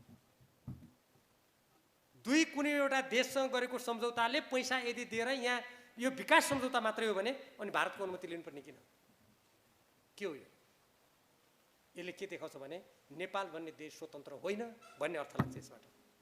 अनि भारत र अमेरिकाले मिलेर नेपालमा दाइँ गर्ने कुराको अर्थ लाग्छ। के देशभक्त नेपाली यसको लागि तयार हुन्छन्? के हाम्रो राष्ट्र कसै देशको उपग्रह हो? होइन। अब अर्को, विद्युत प्रसारण लाइन र आयोजनामा उपयोग हुने भूमिमा मैले अघि भने, अब म एमसिसीको अनिश्चित कालसम्म नियन्त्रण हुने, नेपाल सरकारको नियन्त्रण र स्वामित्व नरहने। कम्प्याक्ट यो कहाँ लेखिएको छ त? कम्प्याक्टको धारा 1 को 1.2B आई दफा 1.2 र B मा लेखिएको छ। हाम्रो भूमिमा प्रसारण लाइन बनाउने अनि त्यसको सम्पूर्ण नियन्त्रण सरकारले छुन नपाउने गरी अमेरिकाको हुने। अनि हाम्रो देशको रह्यो त क्षेत्रीय अखण्डता। नेपाल सरकारले असीमित अधिकार एमसिसीलाई दिने लेखेको छ त्यहाँ। असीमित अधिकार नेपाल सरकारले एमसिसीलाई दिने। सरकारले कुनै नीति निर्देशन दिन अनुगमन समेत गर्न नपाउने। मिलेनियम च्यालेन्ज अकाउन्टलाई कार्यालयलाई कुनै पनि दिन पाउँदैन। नेपालको कानुनमा त्यसो गर्न पाउने व्यवस्था छैन। नेपाल सरकारले आफ्नो अधिकार सम्पूर्ण रूपमा एउटा कुनै कम्पनी र आफूले खोलेको कार्यालयलाई दिने भन्ने दिन पाउने व्यवस्था नेपालको कानुनमा छैन। सिधै नेपालको कानुन मिचिएको छ। MCA भनेको मिलेनियम च्यालेन्ज अकाउन्ट, जसको कार्यालय 5 तारे होटलमा छ। MCC अमेरिकाको नियन्त्रण र निर्देशनमा चल्ने भन्ने बेलामा जनतालाई छक्क्याउनको लागि के भनिएको छ भने हाम्रै सचिव त हो नि त्यसको प्रमुख, अनि सचिवले कसरी सरकारको कुरा मान्दैन? तपाईँलाई पनि लाग्ला हो त नि। सम्झौता गरेर त्यो मिलेनियम च्यालेन्ज अकाउन्टको कार्यालयमा नेपाल सरकार निर्देशन दिन नपाउने लेखिसकेपछि भोलि कुनै मन्त्री प्रधानमन्त्री निर्देशन दिन सक्छ? एउटा कुनै देशसँग सम्झौता गरिसकेपछि त्यो सम्झौता लागू हुन्छ, त्यस्तो लेखिएको छ। MCCले नेपाल सरकारलाई समेत सुझाव सल्लाह दिने र त्यसलाई नेपालले मान्नै पर्ने। इस्ट इन्डिया कम्पनीभन्दा खतरनाक भयो भएन? अमेरिकाबाट नेपाल सरकारलाई तिमीलाई यो सुझाव सल्लाह भनेपछि नेपाल सरकारले मान्नै पर्छ। यस्तो पनि सम्झौता हुन्छ। विकास सम्झौता भने त दुई देशको करार हो। त्यो करारमा त्यो विकास निर्माण छँदासम्म त्यो हुन्छ। त्यहाँ भ्रष्टाचार नियन्त्रण गर्ने, कर्मचारी नियुक्तिमा निष्पक्षता गर्ने कुरा त कसले नगर्ने भनेको छ र? अमेरिकाबाट सहयोग लिनु हुँदैन मैले भनेको छैन। हेर्नुहोस्, अमेरिका, चीन, जापान विभिन्न देशबाट, युरोपियन युनियनबाट नेपाल जस्तो मुलुकले सहयोग लिन सक्छ, तर त्यो सहयोग भनेको नेपालको स्वाधीनतालाई समाप्त गरेर लिन मिल्दैन।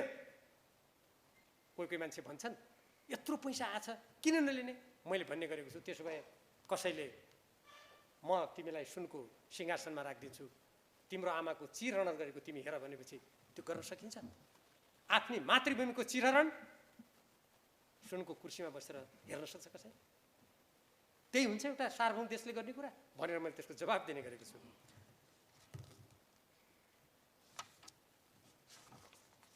आयोजनाको सञ्चालन, नियन्त्रण, व्यवस्थापन तथा सुपरिवेक्षण सम्बन्धी अधिकारी MCCमा रहने र उसले नीति निर्देशन MCCले MCA नेपाल मार्फत दिने। यसका पनि म दफा सफा अहिले समय धेरै लाग्ला म भन्दिनँ। MCCले जुनसुकै बेला पनि सम्झौता रद्द गर्न सक्ने तर कुनै दायित्व नलिने। नेपालले 30 दिनको सूचना दिएर सम्झौता रद्द गर्न सक्ने तर धेरै दायित्व बोक्नुपर्ने र नेपालले पनि 13 अर्ब रुपियाँ त्यहाँ दिनुपर्छ। नेपालले 13 अर्ब रुपियाँ दिनुपर्छ तर नेपाल सरकारको साइनबोर्ड रहँदैन आयोजना स्थलमा। त्यहाँ सबै त्यो लोगो MCCको रहन्छ। बौद्धिक सम्पत्तिमा नेपालको कति पनि अधिकार हुँदैन, 100% MCCको हुन्छ। अनि जुन 13 अर्ब रुपियाँ त्यहाँ दिएको छ नेपालले त्यो अनुदान दिने रे त्यो MCCलाई। यदि योजना असफल भयो भने त्यो पैसा फिर्ता आउँछ कि आउँदैन यहाँ कहीँ पनि लेखेको छैन। नेपालको 13 करोड डलर जो मैले 13 अरब भने आयोजनाका लागि अनुदानको रूपमा दिनुपर्ने तर बौद्धिक सम्पत्तिमा MCCको असीमित र एकलौटे अधिकार हुने र जुन ब्याङ्कमा राखेको पैसाको ब्याज हुन्छ नि त्यो ब्याज उतै अमेरिका जाने।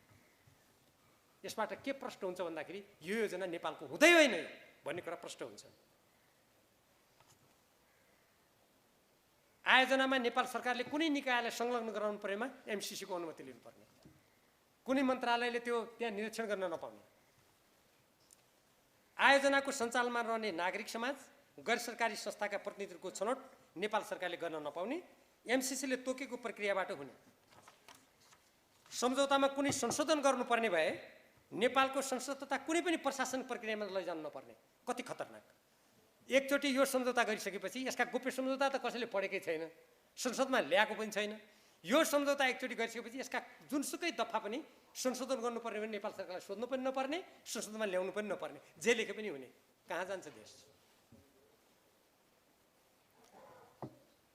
MCA नेपालले MCCको स्वीकृतिमा बैठक नै नगरी उसले काम गर्न सक्ने, MCCले चाहेको जुनसुकै कुरा सम्झौतामा सहजै रहन सक्ने र त्यसबारे नेपाल सरकार र जनताले जानकारी कुनै पनि जानकारी नपाउने स्थिति हुने यो सम्झौताको धारा 6 ग कार्यान्वयन सम्झौताको धारा 4 दफा 5.4.10.7 मा उल्लेख छ। सम्झौता अनुमोदनका लागि प्रतिनिधि सभामा विचाराधीन रहेको अवस्थामा सम्झौताको एउटा प्रावधानमा रहेको ऊर्जा मन्त्रालयको नाम समेत हटाउने गरी संशोधन गर्न अर्थ मन्त्रालय MCCका बीच पत्राचार भई अर्थमन्त्रीले प्रतिनिधि सभाको विशेषाधिकारको हनन पहिल्यै गरिसक्यो। सम्झौतामा अनुमोदन भएकै छैन, अर्थ मन्त्रालयले पहिले यो दफा संशोधन भयो भने अमेरिकाले पत्राचार गरिसक्यो। योभन्दा मनपरी, योभन्दा राष्ट्रप्रतिको बेमानी के हुन सक्छ? अब यहाँ हल्ला गरेका छ नि अनुमोदन गर्दा साथ यो लागू हुन्छ भनेको छ नि, होइन।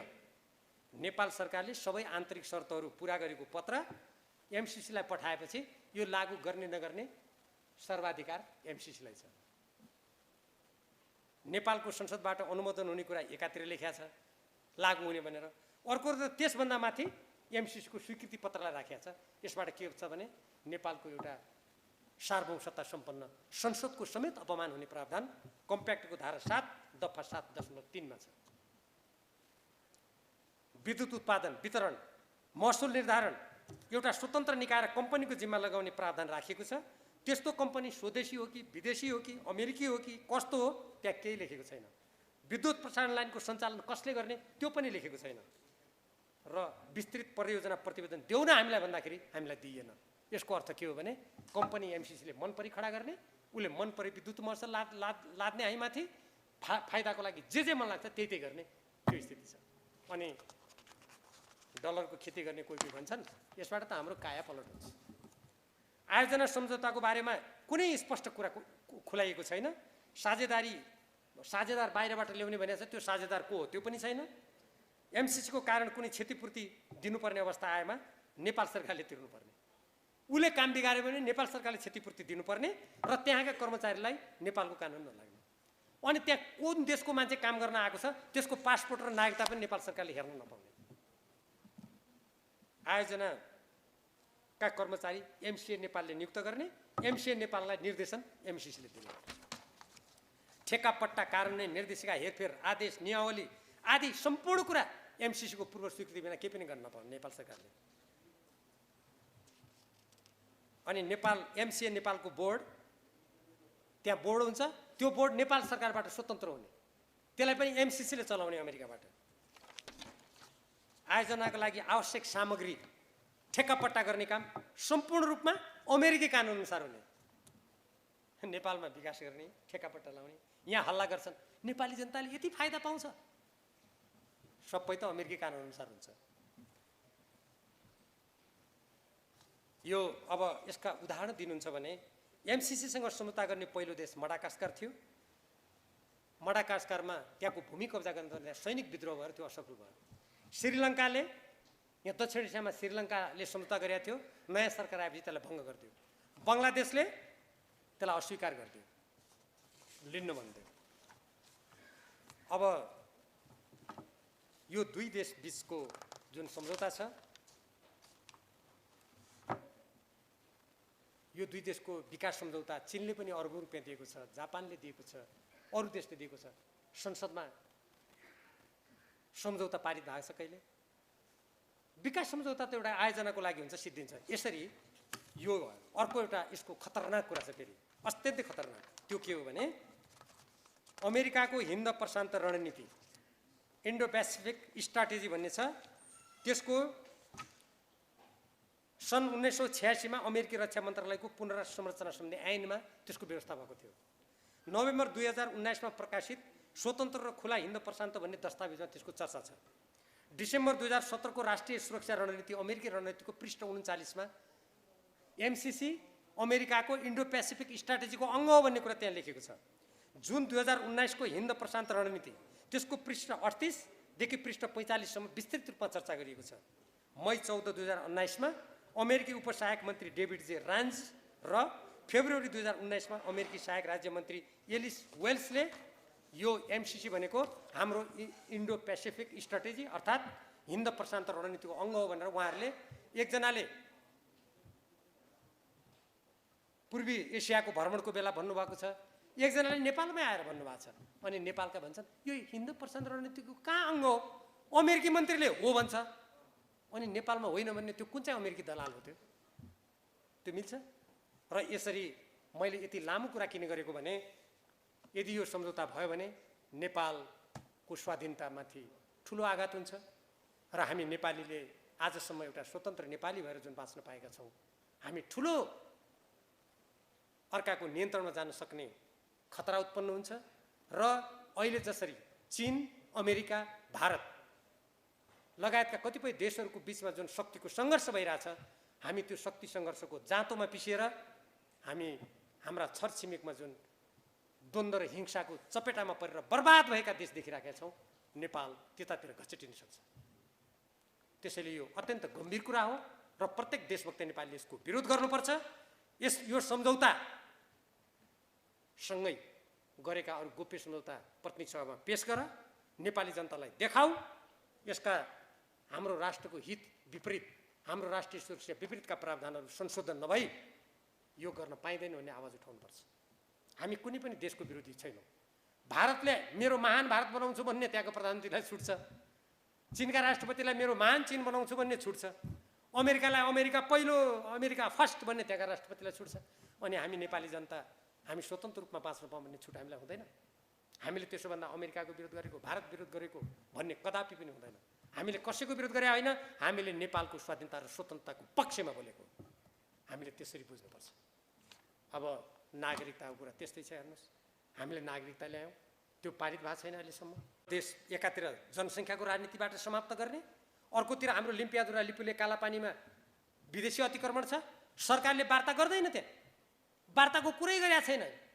साझा सहमतिको गठबन्धनको सरकारको न्यूनतम कार्यक्रममा के आयो भने त्यो समस्या समाधान गर्ने समस्या हो र त्यो प्रष्ट रूपमा भन्नु पर्थ्यो। हाम्रो जमिनमाथि जुन अतिक्रमण भएको छ हामी भारतसँग वार्ता गर्छौँ भन्नु पर्थ्यो। अहिलेसम्म खोइ वार्ताको चालचुल छैन। चीनसँगको सिमानामा टोली बनाएर चीनले पनि यदि कुनै सिमानामा कहीँ त्यस्तो अतिक्रमण गरेको छ भने त्यो पनि हाम्रो लागि सही हुँदैन। हामी कुनै एउटा देशले अतिक्रमण गर्दा अतिक्रमण भयो भन्ने, अर्कोले गर्दा भएन भन्ने त्यो भनाइ होइन। तर जहाँ प्रमाणित भएको छ, संसदले हाम्रो यो भूमि अतिक्रमण गर्यो भनेर नक्सा यहाँ हेर्नुहोस्, नेपालको नक्सा यहीँ छ, त्यहाँ त्यो त्यति भूभाग लिम्पियादुरा लिपुरे कालापानी भारतीय अतिक्रमण परेको भनेर वार्ता पनि नगर्ने, त्यहाँ धमाधम भारतले अहिले पनि बाटो बनाइराखेको छ, रोक नभन्ने। अनि चीनसँगको कुरामा चाहिँ जहाँ 1960 र त्यसपछि त्यहाँ छलफल हुँदाखेरि जुनको सिमानाका सारा विवाद टुङ्ग्याएको छ, तत्सम्बन्धमा त्यहाँ यदि सिमाना मिचेको छ भने चीनसँग पनि वार्ता गर्नुपर्छ। यदि त्यस्तो छ भने, तर त्यो नेपाल सरकारको नापी विभागले गर्नु पर्यो, परराष्ट्र मन्त्रालयले त्यो वार्ता गर्नु पर्यो। अहिले परराष्ट्र मन्त्रालयको जिम्मा पनि शेरबहादुर देउबाजीले जिम्मा लिनुभएको छ, उहाँले भन्नु पर्यो। अनि यो नेपालको आन्तरिक समस्या जस्तो छानबिन गर्ने। यो भनेको के हो भने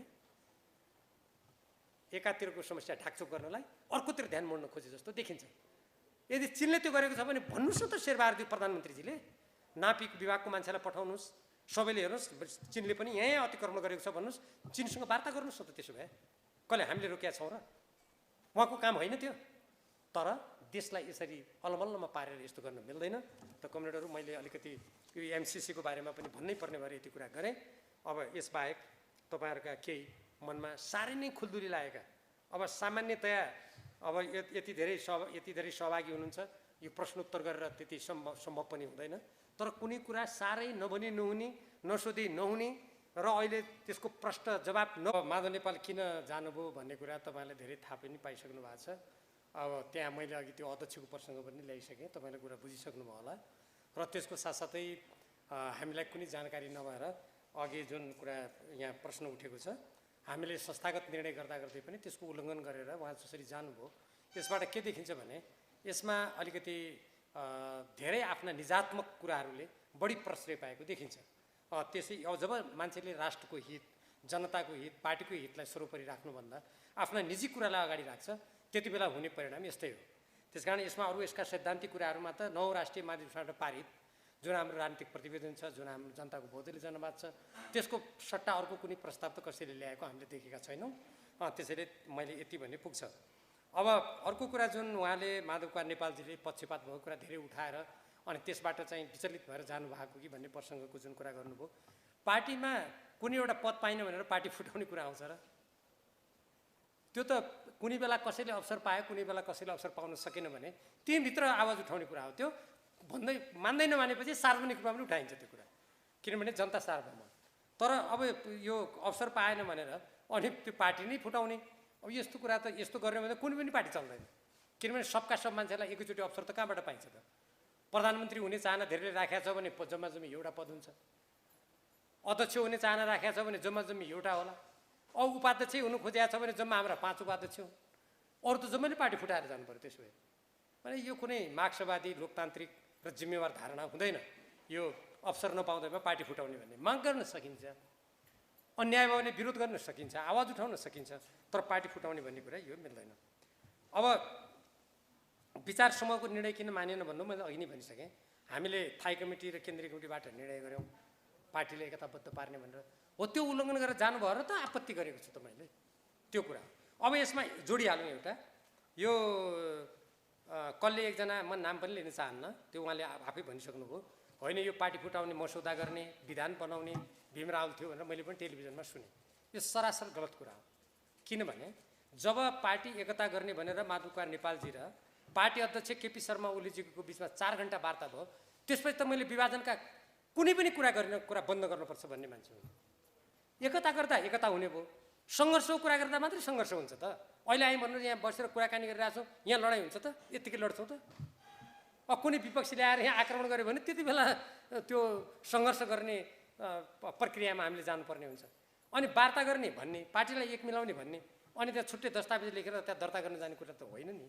त्यस कारण यो मैले मसौदा गरेको, मैले विधान मसौदा गरेको छु, न कसैका प्रतिवेदन मसौदा गरेका छु। यो सरासर झुट कुरा हो। कमसेकम भीमरावले गरेका थियो भनेर भनिदियो भने 2-4 मान्छे भीमरावको नामबाट आइहाल्छन् कि भनेर गरेका कुप्रचार हो। यसको कुनै अर्थ छैन। अब अर्को कुरा, यो पहिले चाहिँ उक्सायो भने अनि पछि किन नगरे? मैले एउटा ट्विट गरेको छु, तपाईँले हेर्नुभयो कि भएन? यदि कुनै नेता मैले घचेट्दा अगाडि घचेटिने रहेछन् भने मैले पछाडि फर्काउँदा फर्किनु पर्थ्यो नि त। यदि मैले उक्साउँदा कोही फुरुङ्ग उक्सिन्थ्यो भने तपाईँ नउक्सिनुहोस् भन्दा थचक्क बस्नु पर्थ्यो नि त। खै त बस्यो। यो के भन्ने कुरा हो। के आफू गर्ने, आफूले गरेपछि अरूले आलोचना गर्छ भने म कहाँ भीम रावल हो भन्ने, यस्तो कुरा कुनै अर्थ हुन्न राजनीतिमा। म अहिले भन्छु त, ल माधव नेपालजी र उहाँलाई सहयोग गर्ने पछि लाग्नेलाई म भन्छु, बरु कामरेडै भनौँ ल।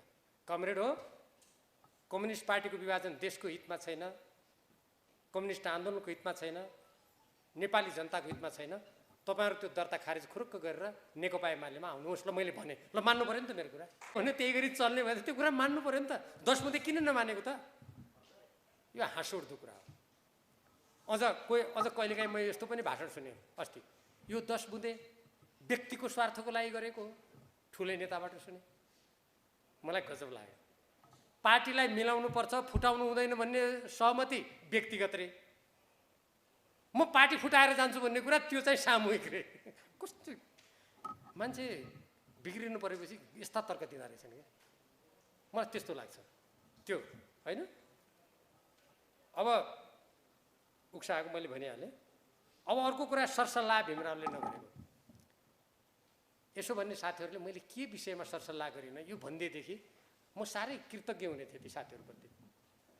अब सुदूरपश्चिमका कसैले प्रदेश कमिटीका प्रदेश सभाका कुनै सदस्यले त्यो कार्यदलमा रहेका 11 जना थाई कमिटीको सदस्यहरूले निर्णय गर्दा राति 9 बजे हामीलाई किन नसोध्या भन्यो भने त अब पार्टीले गठन गरेका कार्यदलमा त तल जनतालाई सोधेर कार्यदलले रिपोर्ट दिने हाम्रो पद्धति नै होइन।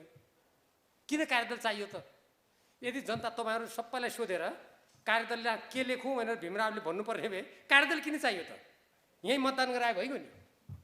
नेकपा एमालेका म दर्जनौँ कार्यदलमा बस्यो होला। कार्यदलमा बस्दाखेरि हामीलाई नसोधी कार्यदलले रिपोर्ट दियो भनेको आजै सुने मैले। कार्यदलले प्रतिवेदन दिन्छ, त्यो स्वीकार गर्ने नगर्ने कुरा कमिटीको कुरा हो।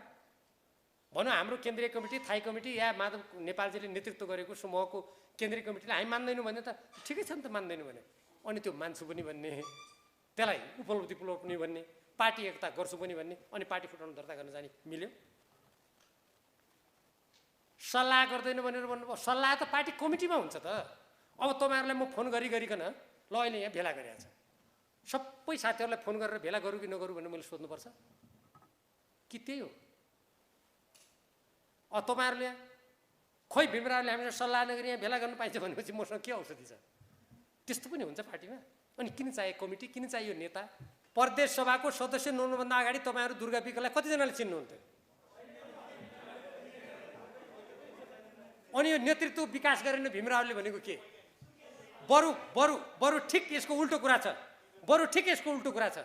भीमरावले नेतृत्व विकास गर्दा अलि राम्ररी विचार्नु पुर्याएर बढी नेतृत्व विकास गरिहाल्यो। समस्या यो सत्य कुरा यस्तो छ, भएको यस्तो हो क्या। तर मैले त राम्रै होला, नेता होलान्, त्यस्ती महिलाहरूलाई अगाडि बढाएपछि अछाम जस्तो जिल्लाबाट एउटा दलित महिला, एउटा चाहिँ हाम्रो अछामको पहिले अहिले त पिछडेको भन्न मिल्दैन, अहिले त सबतिर बाटाघाटा गइसके। पहिले अलिकति तुलनात्मक रूपमा पछाडि परेको भनेको हामीले त्यो क्षेत्रको महिलालाई त्यो समुदायबाट अगाडि बढाउँदा तिनले हाँक्लिन्। अलि हामीलाई पनि गौरव होला भने त म ताक्छु मुडो, बन्तरो ताक्छु गुडो। अबका आउने दिनमा कसले नेतृत्व विकास गर्छ हामी त्यो पनि हेरौँला नि त।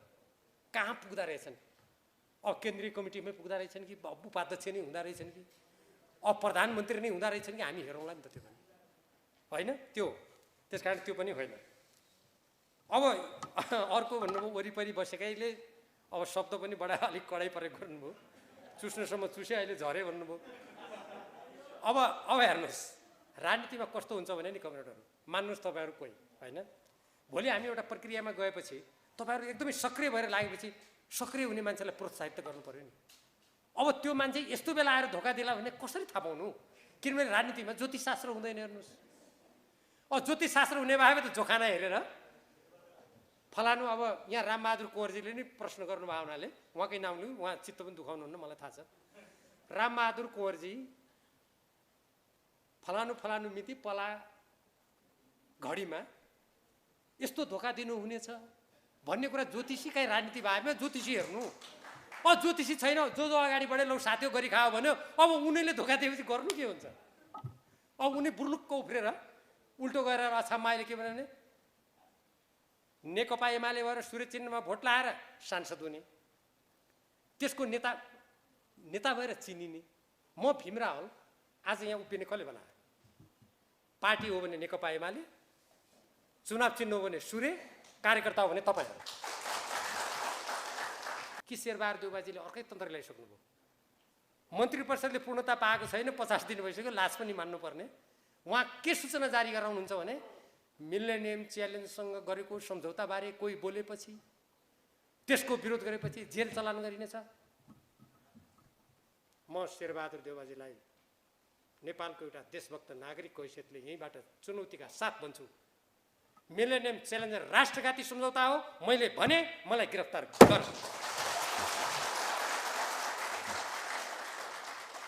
गृह मन्त्रालय आऊ, को छ यहाँ, मलाई पक्रेर लग। गफ छ भने तिमी देशघातीहरूले यो समतागणलाई नेपाली जनतालाई सूचना दिएर धम्क्याएर देशभक्त नेपाली जनता धम्किँदैनन्। यो निरङ्कुश तन्त्र होइन, नेपाली जनताले रगत बगाएर ल्याएको लोकतन्त्र हो। तिम्रो धम्कीको कुनै मूल्य छैन। त्यसलाई, तिम्रो धम्कीलाई म देशभक्त नेपालीको जनताको बुटले यहीँबाट कुल्चिदिन्छु।